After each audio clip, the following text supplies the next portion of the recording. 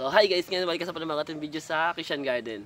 So ngayon guys, medyo iwas muna tayo sa mga dito sa mga bougainvillea natin kasi magku-Q&A muna tayo kasi nga ang dami nagtatanong sa YouTube guys. Ngayon ko pa lang sasagutin yung mga tanong nyo. So nandito si Chris kasama ko and siya yung magbabasa, ako yung sasagot ng mga tanong. Anong tanong? Ask ko lang kung anong variety ang magandang pambakod. Maganda pambakod. Maganda pambakod? Oo. Kung pambakod kasi mas maganda yung mga native natin na bougainvillea. Kasi yung native na bougainvillea nagiging puno siya. So kung pambakod siya, maganda yung naharangan talaga yung loob ng kuwari bakuran. Maganda yung naharangan siya kasi yung native bush, siya makapal, mabilis siyang kumapal, hindi siya mahirap alagaan, din nagiging puno kasi siya, kaya maganda siya gawin pambakod. Kung magbabalak kayong gawin yung rootstock, ibabakod nyo muna tapos gagawin yung rootstock, maganda rin talaga native. Kasi kung ang ilalagay nyo doon yung mga rare, top rare, medyo maselan kasi yung mga yon. So pag tinanim nyo sila, pwedeng mabulok lang sila. Next. Okay, ano yung next na tanong nila dito? Ano yung sumunod yung tanong? Kasi yung comment niya kasi guys, parang isang mahaba, ganun. Ano yung sunod yung tanong? Tapos pag binaon ba sa lupa ang bougainvillea, magkakabulaklak din siya katulad ng paglagay mo sa paso? Sa una, hindi. Hindi siya tulad ng mga nakapasok. Sa una lang naman. Pero pagka katagalan kasi guys, sabi na natin mga umabot na siya ng ilang buwan. Yung bougainvillea kasi pagka nakatanim kasi sa lupa guys, asahan niyo yung ugat niya, mas mabilis gumapang, mas mabilis kumalat kasi nga nasa lupa siya. Pagka nakapasok kasi guys, naka-focus lang siya doon sa isa pasok na yun, nandun lang siya sa loob. So pag yun napuno niya na guys, mas siya, concentrated yung mas konti yung nakukuha niyang tubig kasi compare sa lupa. Pag sa lupa kasi guys, mas marami siyang makukuha ng nutrients. So ang una niyang priority is magpadami muna, magpakapal, magpalago. Hindi siya compared sa paso kasi na limited lang yung nutrients, so makakapagpaano kagad siya. Panaglagyan ng fertilizer, mamumulaklak kagad. Pag sa lupa, more on muna, magpapakapal muna, then pagka tiniliman nyo, doon na siya nasusunod na yung bulaklak. So parang magkaiba pa rin yung nakapaso saka sa nakatanim sa lupa. Pero kung pang gagawin niya sa bakod, mas maganda talaga sa lupa. Mamumulaklak din naman yun pag tiniliman nyo.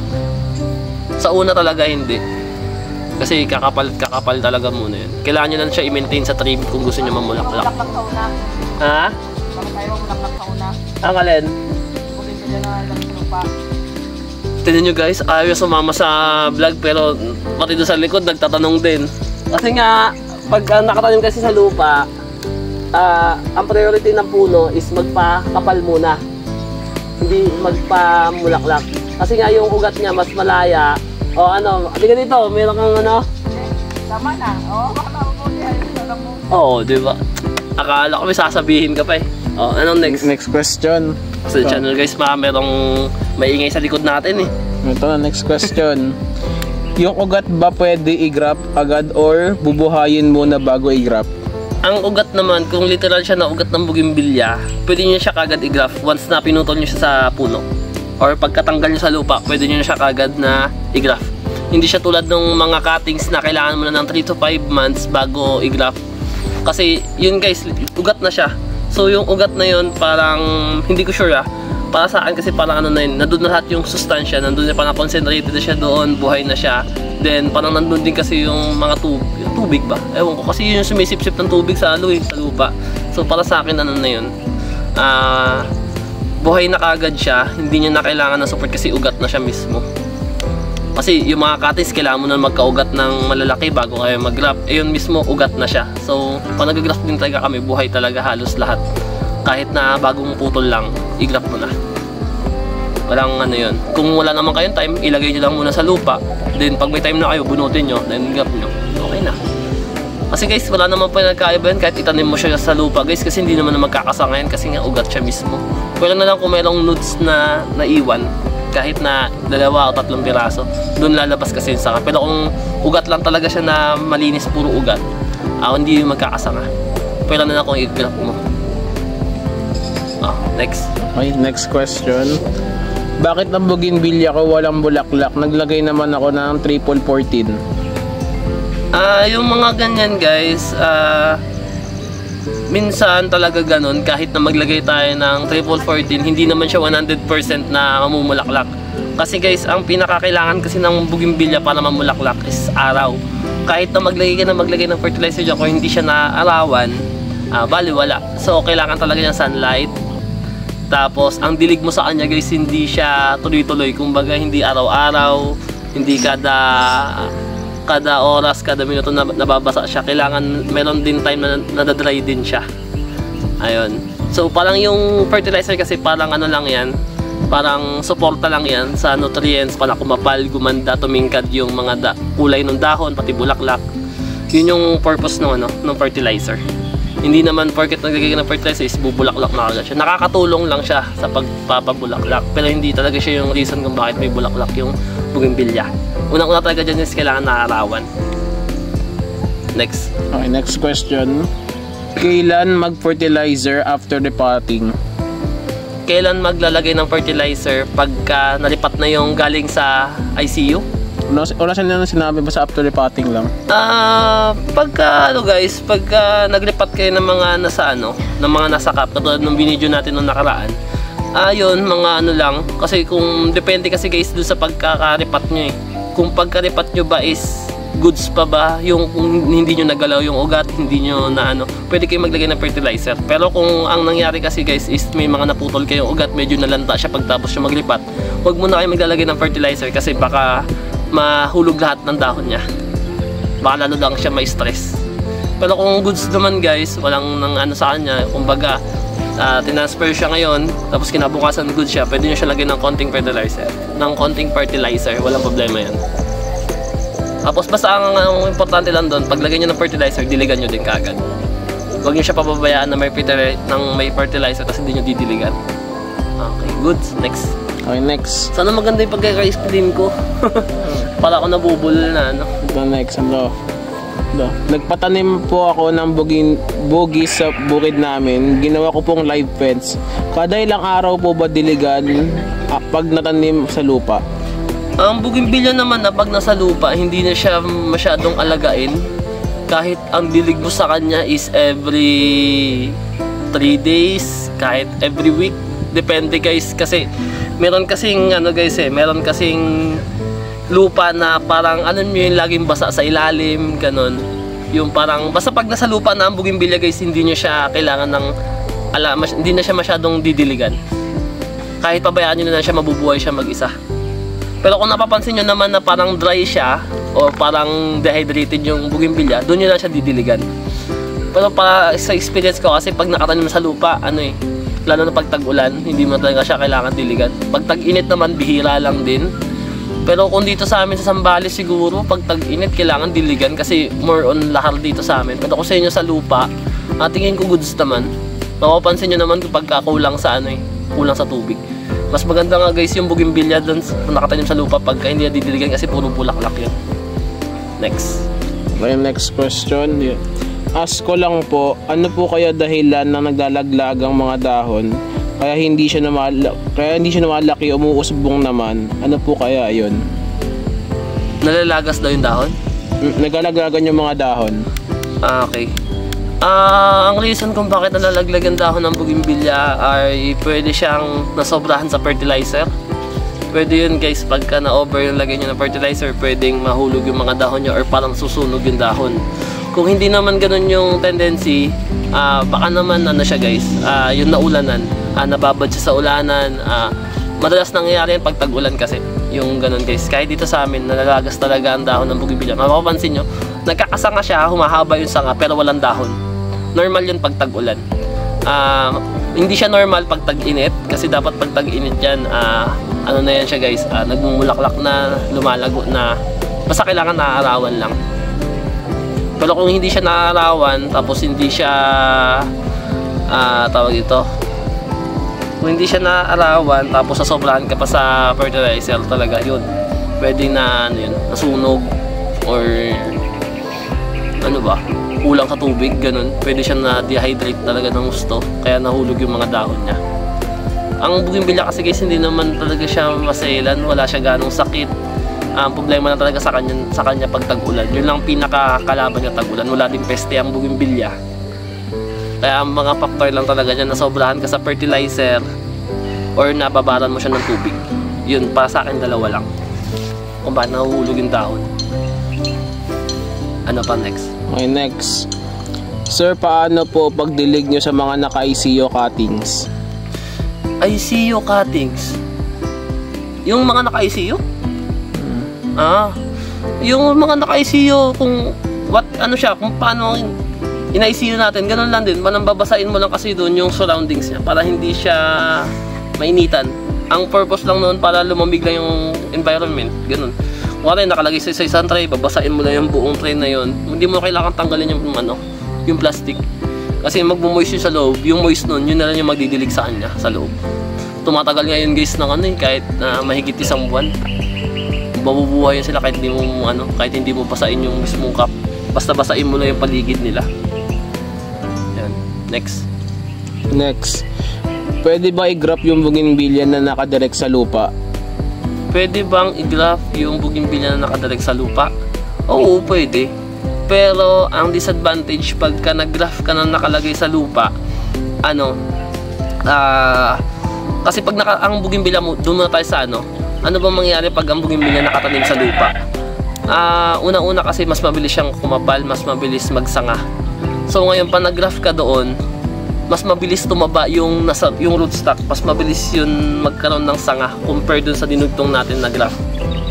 Kaya yung parang disadvantage siya. Kung masipag kayong magtanggal ng mga yung mga sumusulpot-sulpot na sanga, okay siya, goods. Pero kung hindi, para sa akin useless. Mas maganda talaga pag nakapasok.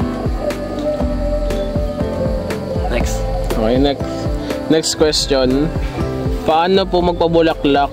Kasi yung sa aking bugis, ang tamad magbulaklak, lago lang siya ng lago.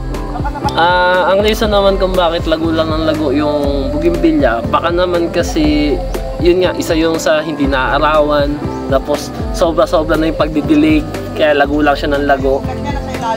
O kaya baka naman nakapaso siya pero hindi alam na may-ari is yung ugat pala niya nasa lupa na. Kasi pagka ang ugat talaga ng bougainvillea pag nasa lupa, ang priority talaga niya is magpakapal lang muna. Magpakapal. Once na tiniliman nyo na siya ng ganun na siya ganun lang sa height na gusto nyo, doon yan siya mag-uumpisa mamulaklak. Okay, next. Okay. Next question. May variety ba talaga na masipag mamulaklak? Or ano dapat gawin para palagi mamulaklak ang bugis? No. May variety ba talaga na masipag mamulaklak? Or ano dapat gawin para palagi mamulaklak ang bugis? May mga variety talaga na continuous siyang mamulaklak. Meron naman variety na minsan lang siya mamulaklak, pero yung bulaklak niya kasi is mas matagal compare dun sa continuous. Meron katulad ng guys, ng bridal white. Yung bridal white kasi native lang yan dito sa atin, common lang yan. Pero yung pagbubulaklak niya kasi continuous, kumbaga mabilis siyang mawala, pero mabilis din naman na magkaroon ng bulaklak. Meron namang variety na bihira lang siya mamulaklak, pero yung bulaklak niya guys is tumatagal, katulad ng mga sakura, yung pink panther. Sabihin na natin sa simula November hanggang May, June, mga May, November hanggang May. Mamumulaklak lang siya 2-3 beses, pero yung 2-3 beses na yun, kaya niya nang punuin yung November hanggang May. Kasi yung bulaklak niya guys, tumatagal na mahigit 1 buwan. Hindi siya tulad ng bridal white na, ang bridal white naman kasi pagka humangin lang is yung bulaklak niya talaga nahuhulog na. Ang kagandahan lang doon, continuous yung pagbubulaklak niya. Pero meron ding variety talaga na bihira lang mamulaklak. At yung merong chitrakis na bihira lang mamulaklak. Next. Okay. Next. Wait lang pala. Pero karamihan ng mga bougainvillea continuous mamulaklak. Okay, next. Okay. Hinahabol ko lang. Ano pong mas maganda pag-apply ng fertilizer? Tinutunaw o yung buo pa na ina-apply sa bugis? Anong mas okay? Siguro para sa akin mas okay pa rin yung buo-buo. Kasi para sa akin same lang naman yung Same lang naman yung tinutunaw saka dun sa buo-buo na. Siguro mas efficient lang yung tinutunaw kasi mas mabilis siyang i-absorb ng ugat pagka nakadissolve sa tubig. Pero same lang naman sila ng resulta. So sabi nila kasi mas maraming waste daw pag yung buo-buo. Kasi pagka diniligan mo, nagmo-moist daw yun. Yung iba hindi talaga nasasama sa lupa, yung iba nag-evaporate. Sabi lang naman ng mga teacher ko yun. Kaya naano ko lang. Pero para sa akin parehas lang naman. Next yan. Okay, next. Pwede ba i-graph ang galing sa ICU? Pwede bang i-graph ang galing sa ICU? Wait lang, hindi ko na-gets. Pwede bang i-graph yung... As in, doon ka kukuha ng sayon o gagawin mo yung rootstock? Kung yun ang tanong nyo, pwede naman siya gawing rootstock. Pwede rin naman kuha na ng sayon. Ano ba tanong niya? Hindi ko naintindihan. Yun yung tanong niya. Ano? Pwede ba i-graph ang galing sa ICU? Oo, pwede. Pwede i-graph. Yung galing sa ICU. Ang kagandahan lang kasi pag galing sa ICU kasi mas matibay siya compare sa Ay hindi, ganun din eh. Parang yun lang. Pero mag-aantay ka lang kasi na matagal kung gagawin mo siyang rootstock. Pero kung kukuha naman siya ng sayon, oo, walang problema. Pwede. Next. Okay, next. Medyo nahirapan ako sa tanong niya intindihin pero madali lang pala. Okay. Paano ba ma-prolong ang bulaklak ng bumbil? Bougainvillea. Okay, bougainvillea. Sa akin kasi madali lang malagas. Siguro yun yung sinasabi ko kanina, depende rin sa variety. Pero kung gusto mo talaga na mapatagal siya, unang-una kailangan wag mong didiligan yung mga bulaklak. Kung magdidilig ka sa puno lang. Kasi kaya nahuhulog yung bulaklak ng bougainvillea pagka nabasa tapos nainitan. Dun yung parang nalalagas yung bulaklak. Kaya wag yung didiligan yung mga bulaklak nila. Lalo na kung naka-fully bloom, wag yung didiligan kasi mabilis yan sila mahulog. Yun lang naman. Tapos yun lang, sa diligan talaga. Kasi may mga variety din talaga naman, mabilis talaga. Yung bridal white, yung yung mga pyropal, matagal-tagal din yan eh. Ano ibang mabibilis? Yung yellow, ano yung pangalan ng yellow? Sa maraming mabibilis na yung pink, yan, mabibilis mahulog yung bulaklak nila. Yung mga native yun, mabibilis mahulog yung bulaklak. So ang gawin nyo lang doon, diligan nyo lang sila sa puno. Next. Okay, next. Paano mag-propagate? Ano ang mas maganda, ICU o yung hindi na? ICU o grafted, ganun ba? Hindi nilinaw dito eh. Hindi niya nilinaw. Kung ano mas maganda, ICU o grafted, kung ang gusto mo is mabilis ka makapagpapropagate ka na mas marami, grafted. Pero kung gusto mo naman ang rooted kasi guys, mas mas matibay siya compare sa grafted. Pero mas matagal naman siyang alagaan compare sa grafted. Yun ang pagkakaiba nila. So kung gusto mo makapag-produce na marami, grafted ka. Pero kung gusto mo ng mas matibay, mas solido, doon ka sa rooted. Pero mas matagal siya alagaan compare sa grafted. Next. Hindi mo nasagot yung una niyang tanong, paano mag-propagate? Paano mag-propagate? May video na ako na nagawa dyan. Paano ang hirap i-explain na ganito mag-ICU, ganito mag-graph. May mga video na ako na nagawa dyan. Okay to. Pwede ba pagsamahin ang ammonium sulfate at triple 14? Ammonium sulfate? Oo. Pwede. Kahit yung yung urea. Pwede mo sila paghaluin. Dati yun ang ginagawa namin. Kasi yung ammonium sulfate, pampaglinyo ng dahon ng bougainvillea. Yung triple 14 naman, kompleto kasi yun, kaya nga complete eh. Meron na siyang potassium, meron na phosphorus, meron pang nitrogen. Yung tatlo na yun, kaya siya complete. Pero yung nitrogen kasi, yun kasi yung pampaglin ng dahon. Sa ammonium sulfate, 21 siya. 21 yung naibibigay niya sa bougainvillea. Sa urea naman, ilan ba nabibigay sa 36? 36 ba sa urea? Tama? 36 ba? Nakalimutan ko na. Lalyari ako kay sir nito. O basta yun, mas mataas ang urea, kaya mas matapang yun. Pag nasobrahan ka kasi sa nitrogen guys, nakakasunog din siya ng dahon. So kung ang tanong mo, pwedeng paghaluin yung ammonium sulfate pati yung triple 14, pwede. Pwede rin yung urea. Pero ingat lang kayo pag urea ang paghahaluin nyo. Kasi nakakasunog siya ng dahon pag napasobra ang lagay nyo. Next. Yun na yung last. Yun na yung last. Bisa. Guys, yun na yung last na question. Then sana nagustuhan nyo. Then yung mga curious pa dyan guys, marami pang tanong, i-comment nyo lang. At gagawa ko ulit ng part 2 nito pagka marami pag marami nag-comment ng question nila. So yun guys, kita-kits ulit. Bye bye!